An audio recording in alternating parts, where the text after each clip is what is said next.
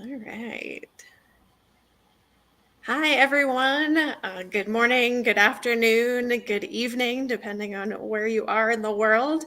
We're really excited to have you joining us today for our roadmap to success through TMF training. I'm Jackie Morrill. I am the Executive Director of TMF Education at LMK. I'm joined today by my colleague, Ben Rogers, our TMF manager in our education department. So yeah, we're really excited to be on the line with you guys today. Looking forward to seeing those questions start rolling in. We're here to answer any and all things related to TMF training and education. And so Ben, I don't know if you have anything you wanted to add to kick us off? Yeah, no, thanks, Jackie. Again, excited to be back with everyone. Ben Rogers here. And as Jackie mentioned, she and I, we both love training. We both love the TMF. I often say that we're gluttons for punishment just because they're two areas that people often don't love or appreciate. But we're here to kind of answer questions or address topics that are really relevant to you right now. So you can be specific, talk about things that are of interest to you, your organization. We encourage any questions as it relates to being successful when it comes to training in the TMF. So excited to see kind of what comes through here. Great, thanks, Ben. And just as we're waiting for questions to start coming in here, I can give just a little brief introduction, just to kind of who we are and what we do at LMK in the training and education space. So we really have two main offerings when it comes to TMF training and education. So we have our accredited TMF University program. So that offers two paths to a professional accreditation within the TMF training space. We have 9 courses within that program. If you do all 9 courses and complete the associated assessment workbooks, you are awarded your qualified TMF manager accreditation. If you do the 6 courses at the discovery and immersion levels, you'll be awarded your qualified TMF associate accreditation. And then we also have our TMF corporate education training program. So that is our non-accredited training offering. So with those courses, similar topics to TMF University, but we have a lot more flexibility in how we deliver those courses. Where TMF University is geared more towards individual learners, our corporate education program is geared more towards organizations and groups of learners. We can customize and tailor any of those trainings to meet organizational specific needs. We can incorporate organization specific process details.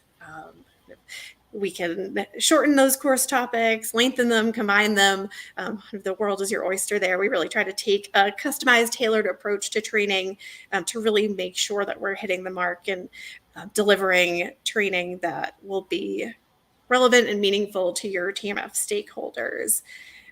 So again, Ben, I don't know if you want to add anything to that or No, cover I think any you of did a those great programs. job kind of specifying what we offer. And I do sometimes when I think people hear the word accreditation in comparison to TMF University and corporate education, they ask, what's really that difference there? And with the accreditation of TMF University, it's really just more of a guided process for training. As Jackie mentioned, with corporate education, we have a lot more flexibility in what you want to accomplish as a learner and within your organization. But with TMF University, we really want a consistent approach to the training that we deliver. So those TMF associates or TMF managers that gain that accreditation, they have the same level of understanding. So eventually when we have many TMF associates and TMF managers out there that have completed the course, they all understand they went through that same training. There's formal documentation and expectations for learners to meet certain learning outcomes with that accreditation. So I always like to specify, just because sometimes people are like, oh, accreditation, or are you not all accredited? Or does that mean corporate education doesn't have the same level of education? It's just a different process of how we deliver it, but you still receive that same subject matter expertise level of education. Yeah, thanks, Ben, for adding that and clarifying. Sure. Let's see. I know. Let's see what questions pop up for us here. All right. Yeah, looks like we have our first question coming through here. So what aspects of TMF training do you believe can contribute significantly to professional growth, and why? So Ben, if you want to start with that one. Sure. Yeah, so this one's kind of an interesting topic because I'm going to maybe take a different route. Jackie, you may have a different opinion here, but when I think about professional growth and TMF training, I really want to think outside of maybe just the specifics of filing documentation and developing TMF plans and really think about professional growth in general. So in TMF training, one thing that I think we do a really good job with is kind of understanding that the TMF space is often a space where people don't want to associate with. They don't want to do TMF QCs. They don't want to do document QC. So we really talk about strategies of how to kind of overcome those obstacles with those other functional areas or subject matter experts when it comes to the trial master file and making them understand how they need to prioritize the TMF and why it's a shared responsibility. So I think from a professional growth standpoint, you're really building your kind of soft skills of people management and kind of de-escalation. TMF can become a very hot topic very quickly. Fires like to pop up quite a bit. So I think having a strong understanding of how to manage those situations and perhaps deal with that kind of aversion to the TMF space does translate professionally to really any pathway that you want to take. So that's kind of my takeaway from it, because I think, again, TMF people are professionals, especially TMF professionals, say that, perhaps that we're overlooked sometimes or our opinion isn't valued. So we really do try to talk about how you can make sure your opinion is heard, your voice is heard. So I think that translates nicely anywhere. Yeah, I mean, I think that's a really great point, Ben. I love that you point into those soft skills. I think that is so important when it comes to being a TMF professional.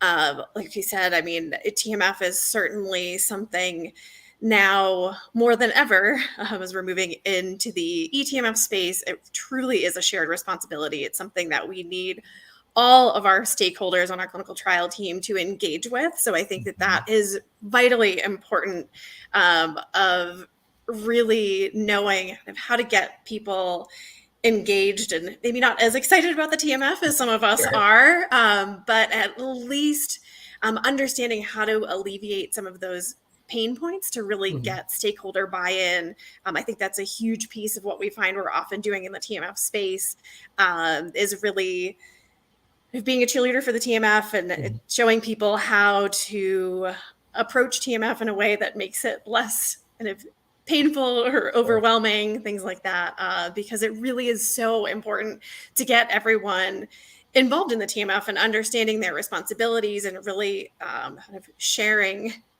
that burden, if you will. So Absolutely. yeah, so I think that that's a really, really great point.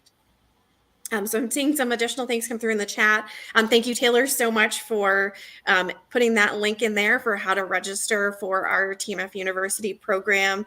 All of the information can be found on our TMFU website, as far as cohort dates, pricing information, the different paths to accreditation, the course topics.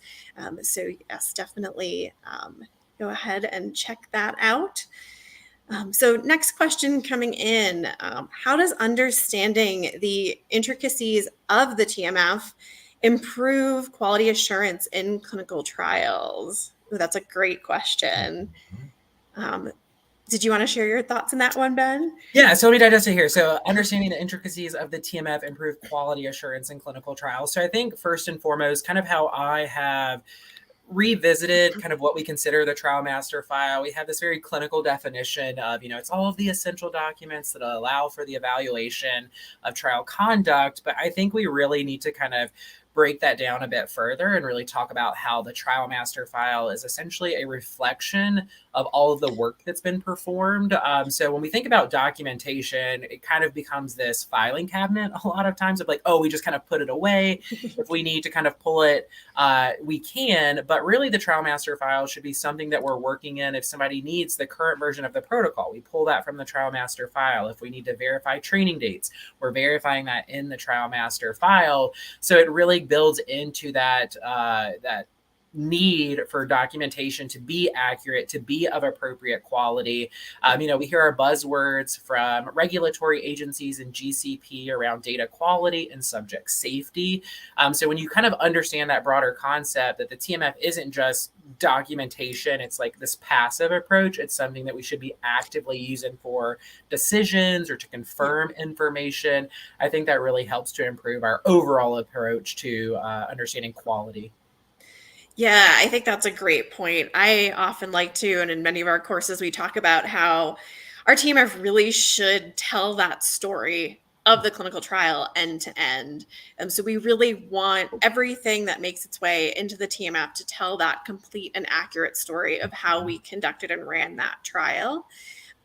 We know, obviously, working in the clinical trial space, there's a lot of activities ongoing, competing priorities, and I think at times, sometimes TMF and filing can kind of fall down that to-do list. So I think it's really important for everyone to understand that TMF is really the reflection of all of those activities. And if we're not getting that documentation filed in a timely manner, our TMF isn't going to tell that complete story, which is definitely going to have a major impact on our quality. If we were to get audited or inspected, we would definitely have implications there of not having a complete and accurate TMF. So I think really understanding not only the intricacies of the TMF, but the importance of it is something that we really push in our training. We really need to, again, get that stakeholder buy-in, make sure that everyone is really keeping TMF at top of mind, even with all of those competing priorities and other activities going on. At the end of the day, the TMF really is one of, if not the most important output of our clinical trial. Absolutely. All right, so I see another question coming through here. So what is the importance of trackers and SharePoints in the TMF? Yeah. So I think we could interpret this question in a multitude of different ways. Sure. I can kind of take a stab at it, kind of how I'm reading this, Ben, Yeah, and go if you for want to chime in. So I think, so our TMF, as we said, if we want to follow that same line that I just used, is telling the story. So we want to make sure that we have documentation of all of those ongoing activities when it comes to the TMF. So I think in the TMF space, we do oftentimes leverage trackers to document things like our TMF QC reviews. We'll find even just trackers, just generally like training logs and our delegation logs, or I consider those trackers as well, that we're tracking our clinical trial team details and those ongoing activities. So it's really important to leverage trackers as documentation of some of the ongoing activities for our clinical trials.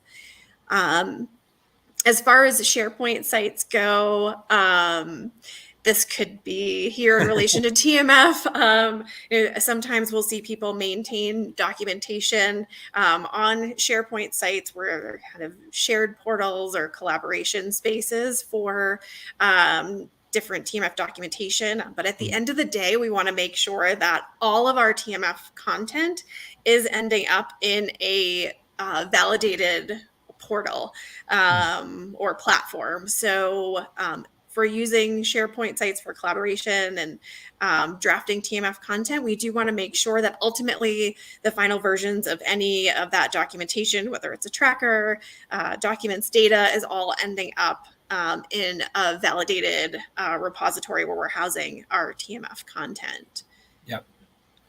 Absolutely. And so, I am a big fan of leveraging technology where we can. And as we see eTMF platforms evolve, we can see some reduction in the use of trackers, like, for example, like expired documents. That goes hand in hand with managing the trial master file. You can leverage expiration dates in your metadata to get a list of upcoming expiring IRB approvals or ethics committee approvals or medical licensures. So keeping that extra tracker may no longer be needed. So I encourage you to look at how you can leverage technology or your eTMF platform to reduce the amount of manual trackers that you have to keep.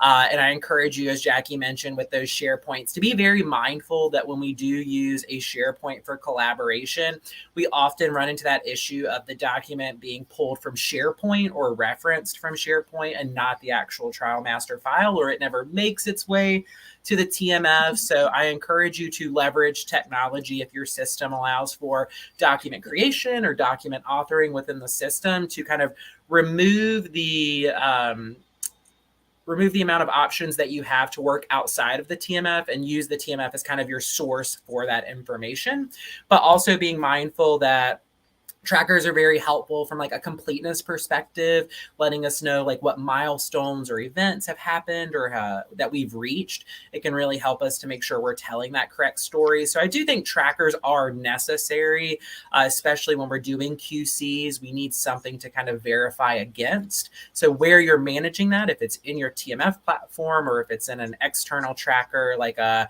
CTMS or even an Excel file or a OneNote, that's fine. Just the key takeaway here with any tracker is it needs to be accurate at any given point in time. The moment you stop managing that tracker, it's no longer valuable. So that's the key takeaway. You can't just say we have one if it's not managed. Yeah, it's a great point, Ben, there.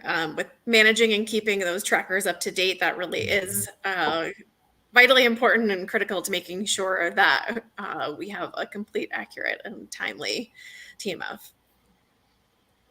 All right, looks like we have another question here. So what are those parameters that need to be noticed during our oversight when we're QCing documents?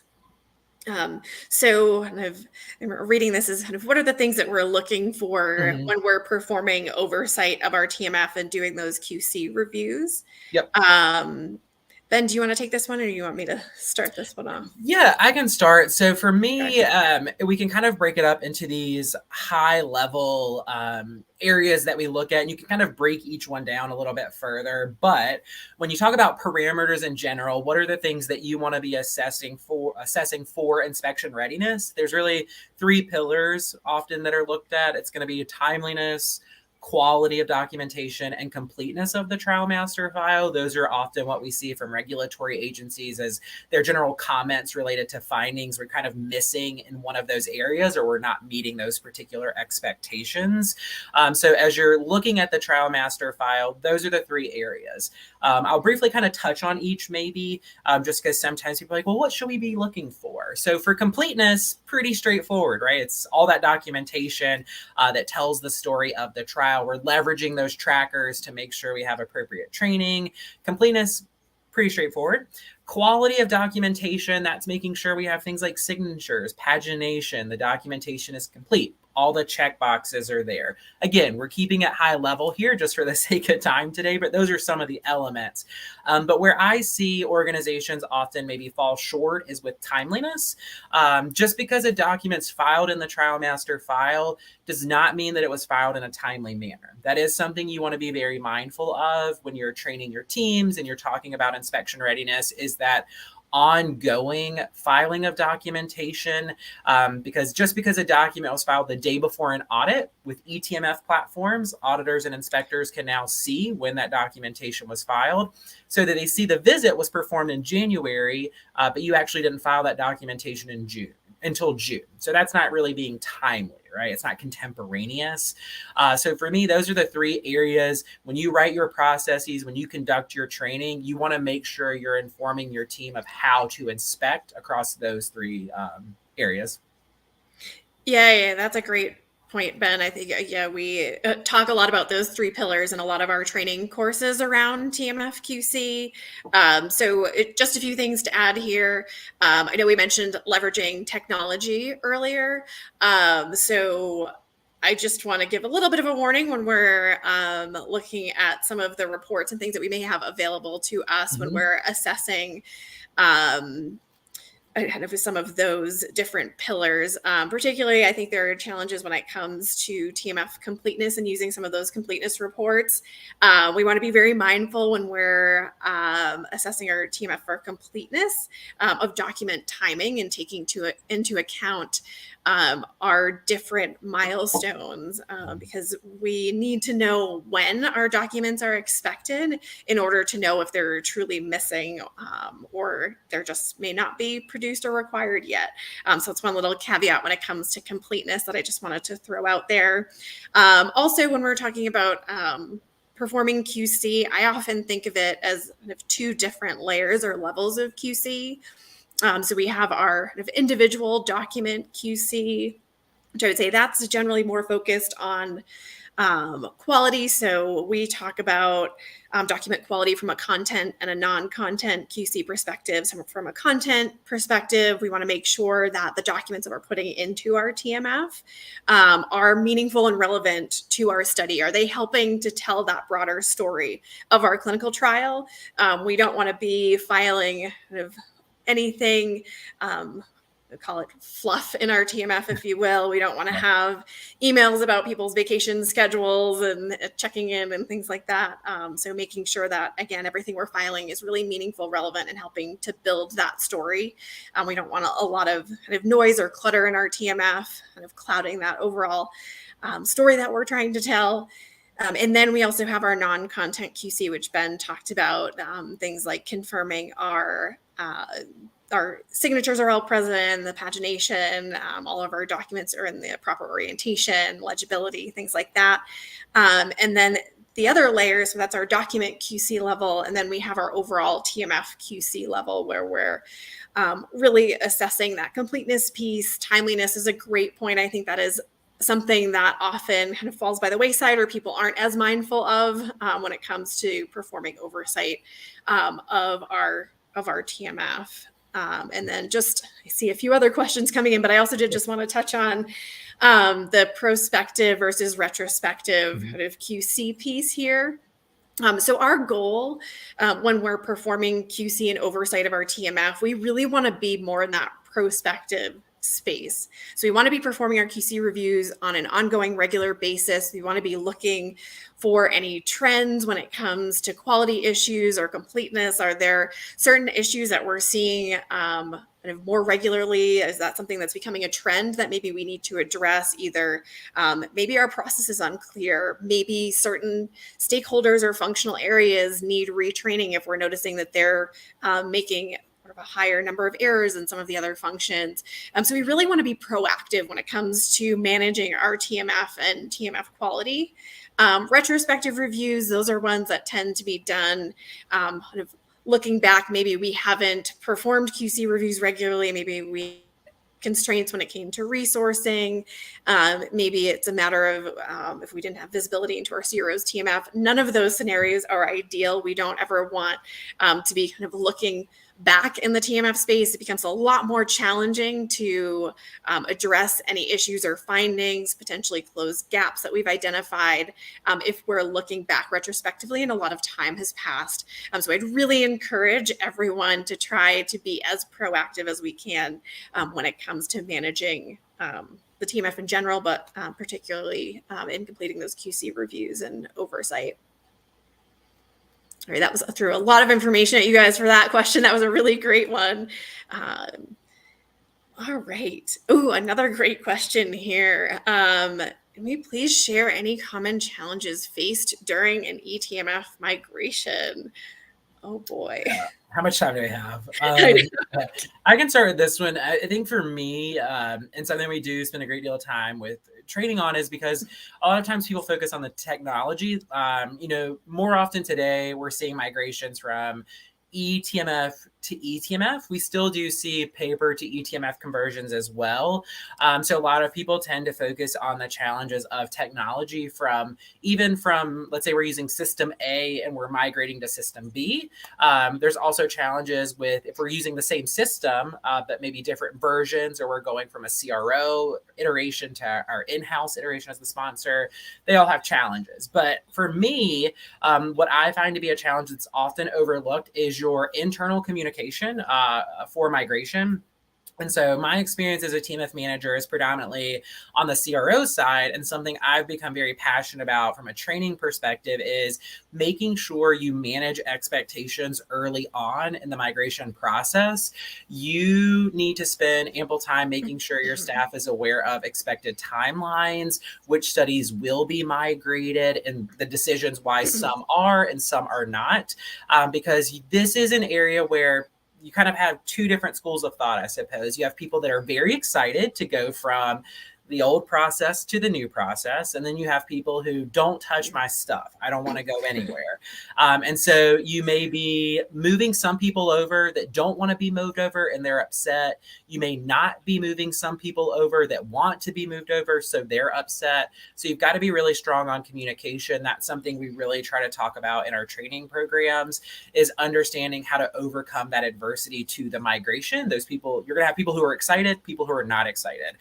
You're also going to have challenges internally. Lots of times organizations aren't just implementing a new TMF platform or migration, but they're also doing a new CTMS, a data management database, a new learning management system, all of these things at once that are competing deliverables, right? So executive leadership is having oversight of all of these pieces more than likely. While you're in this area, somebody else is over here and somebody else is over here, and it's all going up to the same people. You're competing for time and resources. So you really have to be mindful of what may impact your migration timelines, what may upset people. So it kind of comes back to that initial question around professional growth, building your skill set to kind of overcome those challenges and know how to communicate and be ahead of, I've had times as a TMF manager where people told me what the migration plan was. They're like, oh, I heard my study will be migrated next week. And I'm like, okay, I'm just now hearing this. So you don't want that to happen, right? So how do you avoid those types of situations? That's something we kind of work through in the training program. Yeah, I think that's a great point, Ben. I think communication when it comes to any aspects of TMF management really is critical. I think when it comes to migrations, there are a lot of oftentimes stakeholders involved. You have obviously your clinical trial team, you may have a TMF management team, IT. There's a lot of different parties involved that all need to be on the same page in order to ensure a smooth migration. I think also doing an appropriate level of preparation. I know one of the areas that's really important to focus on and can oftentimes present some challenges is the mapping from one system to another. We really want to make sure that we have done a really detailed and robust mapping exercise from one system to the other. We want to be clear where content is moving from in the existing system to the new system where it's being migrated to. We want to make sure that we have appropriate checks built in post-migration to confirm that all of that content has in fact moved as expected from that initial source system into that new system as well. So just making sure that we have a clearly defined end-to-end process with all of those checks in place. It's oftentimes good to perform a QC spot check after post-migration, again, just to catch any issues. So yeah, migration it's always a fun one. Great question there. Oh boy, another fun topic we get asked about quite a lot. So when are notes to file required? I was going to say, I can start this one off. I actually did a whole webinar devoted just to notes to file. So as far as notes to file being required, I would say these are actually never required, and oftentimes something that we really do try to avoid if at all possible. Notes to file really should be a last resort when it comes to managing our TMF and documenting parts of clinical trial conduct and just TMF management in general. I think when we're thinking about drafting a note to file, it's important to take a step back and really assess kind of have we leveraged all of our other options available to us for documenting that activity before we decide to write a note to file. So we have a lot of other tools and things that we can leverage in the TMF space rather than drafting a note to file. So we really want to think about for an activity, is there anywhere else that this activity or output has been documented? Think of things like, can we document it in a log or a tracker? Has it been captured in meeting minutes? Or an example when it comes specifically to TMF, a lot of times we'll see people want to write a note to file and put it in a section of the TMF where content isn't expected or isn't going to be drafted. Well, can I just write a note to file to say that this particular artifact in our TMF is going to remain empty? In a situation like that, I would say, think outside the box. We can leverage our TMF index for that purpose. Go and update your TMF index to indicate that that particular artifact or section is not applicable for this particular trial. So rather than having to write 10 or 12 note to files to put in those empty sections, just capture that all in your TMF index. And then if you were ever to get audited or inspected, or one of your TMF stakeholders is looking to do a QC review, direct them to that TMF index as the roadmap for their TMF so that they can tell what's expected, what's not. So again, I would say note to files are never required and definitely something that we should really use only after we've exhausted all of our other options when it comes to documenting activities within the TMF. Mm-hmm. Yeah, no, fully agree. And I think I'll keep it short and simple in the sense of you also just need to make sure, again, your organizational team members understand that note to files are essentially an admission to something not going according to like the protocol or the process that was established. So it's an admission that we didn't do something correct, right? Something is missing. This is filling that gap, so to speak. So really make sure people understand efforts need to be made to correct that issue before that kind of final note to file is generated, if that's truly the last resort. Yeah, that's a great point. I mean, I think we can definitely point to instances where there have been inspection findings if there's just a plethora of note to files put in a TMF. It's kind of like think of it as like a little Band-Aid for some of those issues. Like you said, Ben, that's a great point that really is kind of an admission of something going awry. So definitely use with caution. Mm-hmm. And really only as a last resort, I would say there. All right, great questions.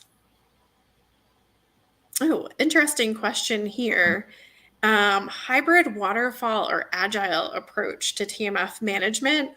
So I will fully admit, well, I'm familiar with these terms. These aren't often things that we use in the TMF space in our particular trainings. We tend to, when we're talking about TMF management in our TMF process course, we look at it from more of an active versus passive approach to TMF management. So we definitely, as Ben's kind of talked about a little bit already, definitely advocate for that active TMF management approach.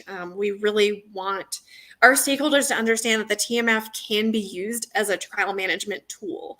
It's not just a repository of documents. It's not, I think for years it was kind of looked at just as a filing cabinet, or back in the days of the paper TMF, it really truly was a filing room where you would just kind of stick content in there. I hate to say it, but a lot of people I think would put stuff in there and just forget about it. We really, with the move to eTMF, I think initially people kind of looked at it as just an electronic filing cabinet or repository. But now a lot of our systems really have some amazing, robust functionality that we really can leverage those tools to use the TMF as, like I said, a trial management tool. Again, we want to make sure that if we're managing our TMF appropriately, we're keeping up to date, filing documents in a timely manner, doing that continuous assessment of completeness and quality, the TMF really should be that kind of one-stop shop that's going to tell that story. That should be the single point of reference for everyone on our clinical trial team to go in and pull from if they're looking for information about what's occurred on our trial, if they're looking for information on our clinical trial team members, on whose training is up to date. All of that should be readily available within our TMF. So again, that really speaks to that kind of active approach to TMF management. This isn't something that we kind of either deal with at the end of a study and try to look back, like we said, take that retrospective approach and kind of try to look back and get our TMF up to a point where it's complete in quality. We really want to be kind of actively managing that TMF, engaging our stakeholders, making sure that we have appropriate levels of oversight so that, again, it really is a useful and meaningful tool when it comes to overall trial management. I don't know if you have anything to add to that, Ben. Yeah, and I mean, I think it is kind of a unique approach when you think of like project management. Essentially, you can apply that to any capacity. And the TMF is such an interesting space because you can kind of look at it from a eTMF like development standpoint, where you may see more of like an agile approach to where if you are like an eTMF vendor and you're looking to update, your expected document list or reporting or, some type of offering in with the platform, you may see more of like an agile approach of quick testing, getting feedback, making those changes. But from like a TMF management, like the day-to-day oversight of the TMF, that kind of like waterfall approach, that more linear follow kind of the guidelines is typically what you see, mostly due to kind of the regulatory constraints that we have. We don't necessarily want to be kind of like testing out a process that may or may not work and then coming back and revisiting it and updating the process. So I think if you're doing like technology side of TMF and development of the platform, you may see more of like an agile approach. But if it's day to day, I do strongly encourage you to kind of follow a bit more linear, think through your process. Something we talk about from a training perspective all the time is that process really has to define everything else. So that kind of inherently puts you in that waterfall position of like, this needs to be done first. Because how can you train people if the process isn't developed? But I'm sure we've all been in the situation where we've taken training and the process was not developed and we're like, what? And so that's a key takeaway, right? You get lost. So I do think that more linear approach lends itself better to TMF management, just because you want to think through kind of the possible issues. Because if you expose yourself to or create these issues by your process development, now that's not inspection readiness, right? You have documents misfiled, you have incorrect metadata being applied because you're kind of working through it and like you're going back and making the changes in real time. So it becomes a little bit of a mess. But that's a really great question. Great. So is a global tracker an IMP tracker in the TMF? So I need a little bit more context on this question. I mean, when it comes to our trying to see, is this an IP tracker are we talking about? I know. Actually, if you could maybe provide a little more context, like is it the global IP tracker for like all sites? Is that what you're talking about? Should that be filed in the trial master file? If you can maybe provide a bit more context there. And while that background's being provided, if we have another question, we can certainly come back to that one if there's just a little bit more context on that one. Yeah. Okay. So our template's useful when it comes to the eTMF. So I'm happy to start off with this one. Go for it. So I would say definite resounding yes. I think any opportunities that we can take to standardize our approach to TMF management that's definitely a win. I think for a couple of reasons. I think one, I think it definitely alleviates some of those pain points for our TMF stakeholders. So we don't have clinical trial teams trying to reinvent the wheel. It also promotes consistency across our clinical trial teams. It ensures that everyone is approaching TMF management in the same fashion. It can also promote adherence to our process. If we build templates that support our overall TMF management and TMF process. Say, for instance, maybe we have a standardized TMF QC tracker or a QC checklist. So everyone is performing the same document quality checks and documenting those in the same way. There's a huge benefit to that. Again, we're not looking to our trial teams to have to come up with that process on their own. We're creating that centrally and then training our teams on how to execute and providing them with the appropriate tools and templates to perform things like QC reviews. So I think templates are fantastic. I think they should definitely be built as a part of our TMF process considerations. When it comes to an eTMF, I think having standard workflows and reports is very helpful as well for the same reasons. Like I said, we're kind of looking at our TMF through the same lens across all of our studies. All of our trial teams are taking that same approach to manage and oversee TMF quality, completeness, and timeliness. So, Yeah. Ben, I don't know if you have anything to add there. Yeah, just really quickly, I think you said, consistency, that's the key. That's the goal that we want to see. If you have a program of studies within your organization that are being audited and there's differences from study to study of how things are tracked or how certain forms are being completed or people are generating documentation, like a note to file, for example. If you have 5 studies and they're all generating note to files differently, why? Why is there not a template or standardization for that? The only thing that you really need to be mindful of with templates is making sure that people understand the need to modify for study specific information. Sometimes what I've seen is people kind of take that template document and they don't input the necessary information or study identifiers. Like a TMF plan could often be a template within an organization, and people forget to maybe modify it for the study specific nuances, like the actual dates of QC.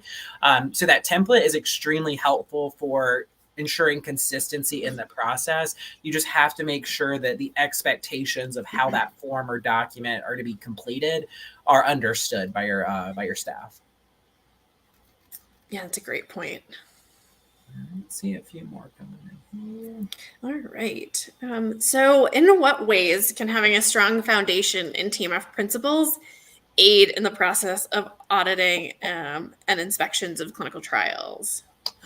Yeah, I mean, I think here it's really centers kind of around like data quality expectations and the need for documentation to be complete and accurate. And, we always say it tells the story of the trial, but that kind of is the nicest way to say that.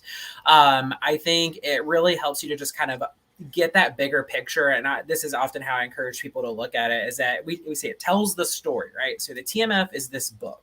It's all the supporting documentation that we hand over at the end of the day. So understanding that the TMF should be standalone, right? It should speak for itself. It should have all the information necessary.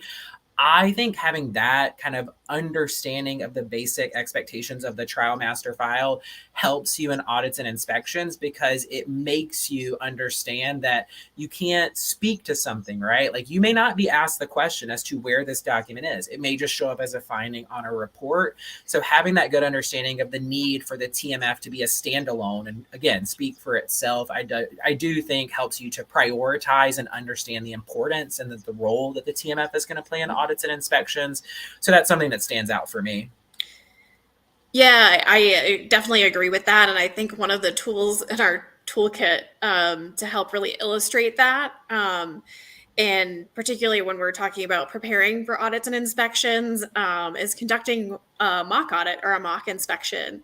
I think some of our TMF stakeholders that can really highlight and demonstrate kind of the importance of the TMF and the role that it does play in audits and inspections when they're asked if not just to tell the story and talk to the activities that they've been involved with, but to also be able to pull that documentation from the TMF and point to areas of the TMF that demonstrate and support that story that they've just told.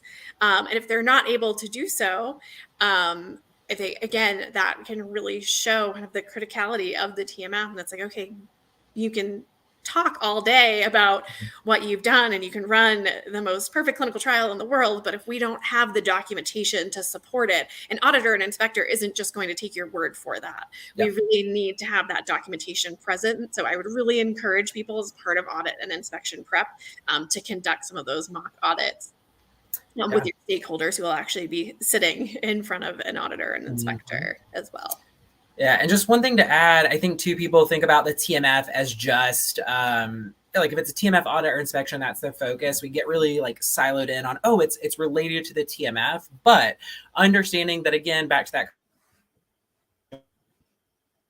we were having, the TMF is a reflection of all that we're forming. So if monitoring visit documentation is of poor quality, that's now a reflection of your clinical monitoring, right? So the audit that was focused on the trial master file now actually is shifting to clinical monitoring, or if it's in data management. So you can really see this, what we call like scope creep to other areas. So I think understanding, again, that the TMF needs to tell a quality story, that everyone did their job according to SOPs and plans and regulation, it's going to improve the audit and inspection experience, because things can go downhill pretty quickly when it comes to quality. Yes, great point there. All right, so we still have some more questions coming in. Right, so being a part of an oversight team, we have many backlogs due to pending response from the study team, might affect TMF health. So what approach can be followed to minimize the gap between our oversight reviews and the study team? So this is a really great question. I think this is scenario that we run into fairly often, unfortunately, when it comes to managing our TMF and performing oversight. So, Ben, I know you've kind of talked about this a little bit already, but is there anything that you want to reiterate or add? Yeah, I mean, and for me, it truly, I know this sounds so silly, but it comes down to your process. So oftentimes when people talk to me about, how do we bridge this gap, or how do we hold someone accountable, if we are asking for issues to be resolved, what does our process indicate, right? That is what's going to start that conversation. So if the process doesn't indicate that they have 10 calendar days, 20 calendar days, it just says the issues need to be resolved, your conversation becomes, well, I'll get to it when I get to it, right? Or if it says in a timely manner, that person may say, I'll have the time in 3 weeks, but you need the issue resolved, within a couple of days, because inspection readiness does center around that contemporaneousness. So something we often talk about in training is making sure you're very definitive in what your expectations are, to make sure there's no ambiguity, right? If you tell somebody, oh, I need this done in a timely manner, what does that mean? Versus this must be done per SOPs in 10 calendar days. So that's where I would start. If your process is clear and it does instruct them with a certain amount of time, it comes down to how we support our team members. And so I think oftentimes we're looked at as kind of that buzz in the ear of like, we're nagging people to do something, but we kind of have to do it, right? Because people forget about the trial master file. But how do we encourage team members beyond just sending an email? That's often overlooked. It's lost in your inbox. So just because we're following up on something doesn't mean that messaging is heard. So I encourage people to be active contributors in project team meetings where you can, or to request specific meetings, 5 to 10 minutes, right? Just to get on the phone to talk through these issues, because it is very common. People don't prioritize it. But I'm a big proponent of contact the offender, so to speak, the person that needs to correct the issues.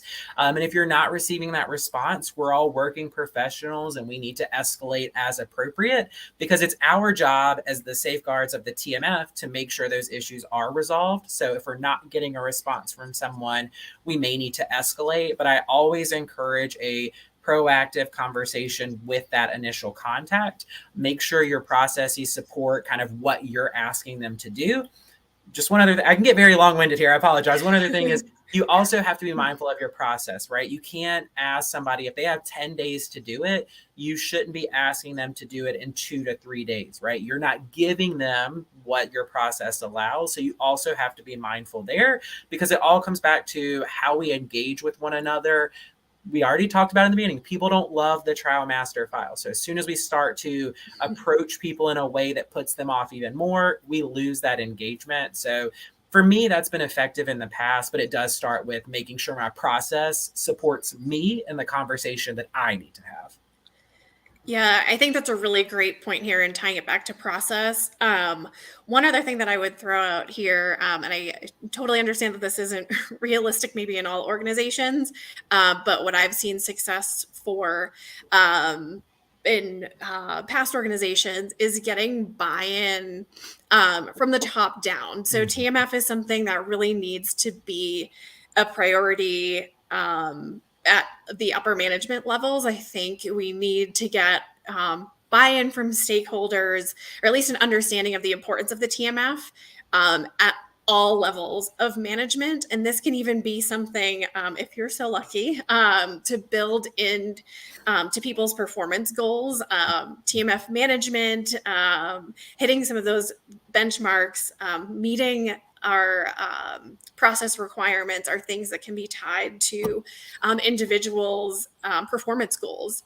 So I think really bringing TMF to the forefront, making it an important part of overall clinical trial management, and giving it that visibility by, like I said, including it in performance goals, raising it regularly at clinical trial team meetings, like Ben said. I think those are all other kind of great avenues to take. Like I said, I understand at certain organizations it may be difficult to get in front of some of your stakeholders at those higher levels that can advocate for putting things, putting benchmarks and things around TMF management in performance goals, but definitely worth trying and advocating for that within your organization.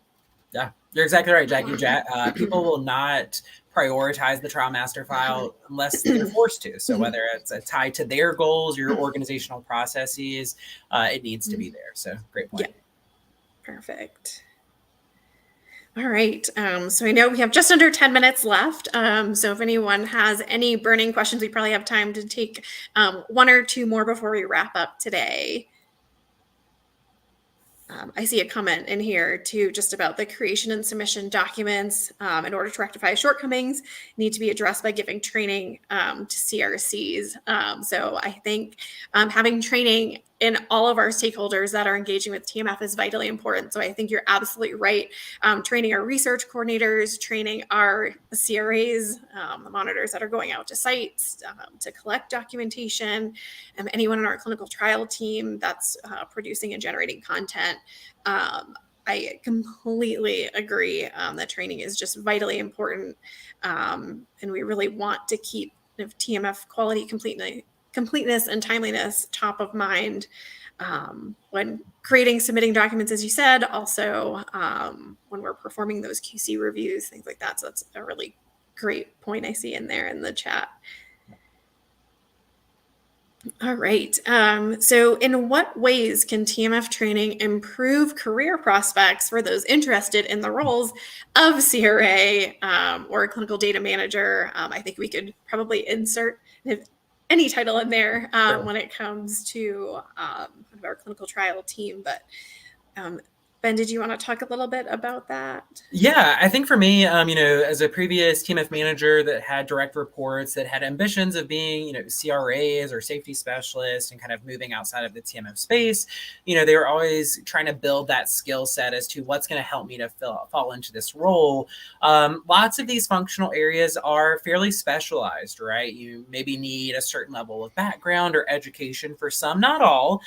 So it's not to say that being a very competent subject matter expert in the TMF translates exactly to what they need from a CRA. But one of the key takeaways here is that the TMF follows you wherever you go. You can't escape it, right? All those functional areas that you're trying to go to because you're like, I want to be outside of the TMF. It's not going to be your day-to-day priority anymore, but it's going to be part of your expectations of your role, or it should be. So now that I've heard this feedback outside of myself from like clinical operations leads and managers of those departments, that some of the best CRAs are former TMF manager, like associates or document reviewers, because they understand the document quality piece. Yeah. And that's often the area where we're having to chase CRAs or other functional areas when it comes to the TMF, because they don't understand the importance. So we often see more of a prioritization of timely documentation, completing things on time, getting things filed in the TMF. So that stressful area that all these functional areas, when they do TMF QC or when they have to file documents in the TMF, they don't have time or it's stressful for them. They don't know how. You already know how to do that. So that area, you can now focus on becoming the best CRA, right? Because you already have that skill set of being a TMF professional. You can now become the best CRA doing STV or, query resolution with sites, whatever that may be. And I think that is really what helps. It makes you more well-rounded. You have experiences outside of that role. And you also can empathize, which is the biggest thing, that when I, the TMF manager, am asking you to do something, it's not because I want to be mean or that I don't appreciate you, but it's my job to hold you accountable. So it just makes for a better collaborative relationship as well. Yeah, I think that's a great point. I think also too, I think just the overall attention to detail and that eye for quality, I think is something that really translates nicely into other positions as well. I think a lot of us as TMF professionals are one where quality is always top of mind. And I think that will definitely serve you well in any role within the clinical trial team. So, yeah. And I want to say one thing though, really quick. I know we're almost out of time, but I want to say, I always see, and somebody had shared in the comments, and I'm very happy, we'll call it career growth. It is, any opportunity is career growth.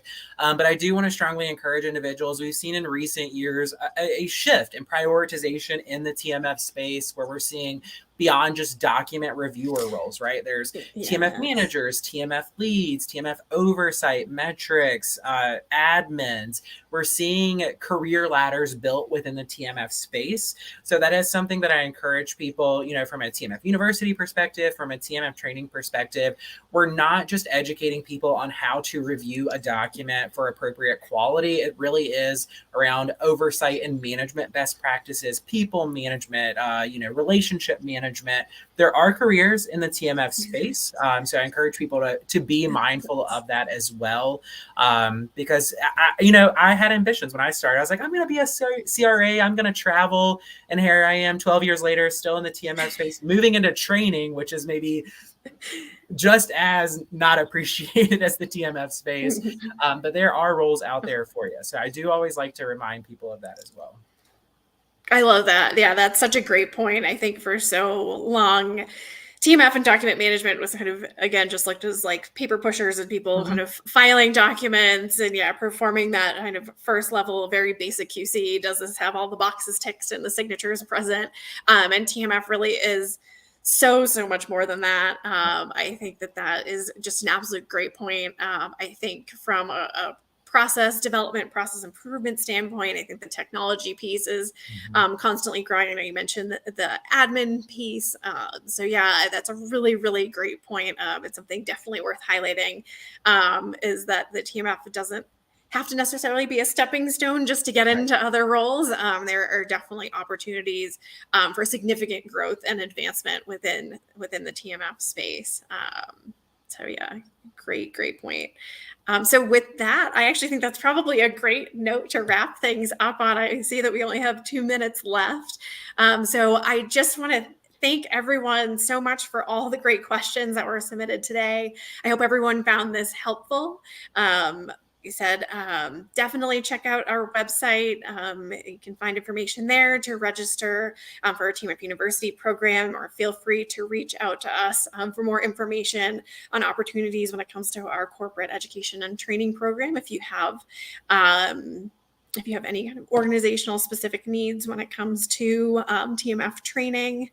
Ben, I don't know if you had anything that you wanted to add for closing remarks. No, I know if there's other questions that come in, I just want to say, we can certainly look through those and make sure that's posted on LinkedIn as well. But just want to say, I appreciate the questions, the comments.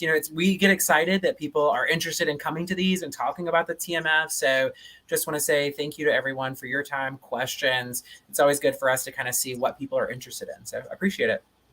Yeah, great. Thank you, everyone.